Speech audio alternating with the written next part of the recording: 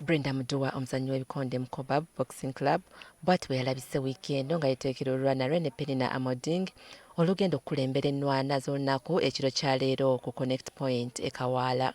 Era nga neetegese bulungi kyemba mmanya biralamu era nga bulijjo etuze nga tubikola tugenda obikola.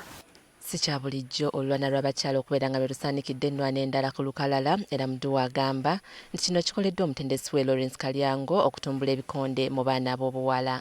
Kino ko kiwafagezaako nti okutulaga nti n'abawala we do matter in this game.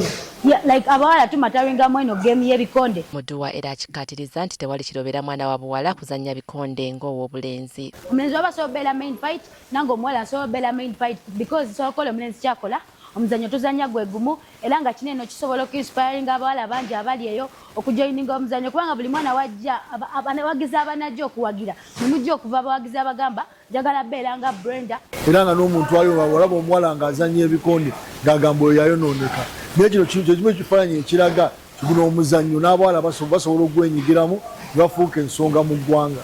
Ye Kalyango ayogedde ku kusomoozebwa okuliwo mu kutegeka abazannyi b'ebikonde. Ate ebiseera ebisinga ffe ng'abakoches tumenyeka nnyo nti olina okunoonya abazannyi okusobola nti obabeezaawo nti ondeere basics nga oluusi tolina buyambi. Bano era mu kaseera kano bali mu kweteekera mpaka za ggwanga eza National Open Boxing Championships ezitandika wiiki ejja. Regina Nalujja, NTV ku ssaawa emu.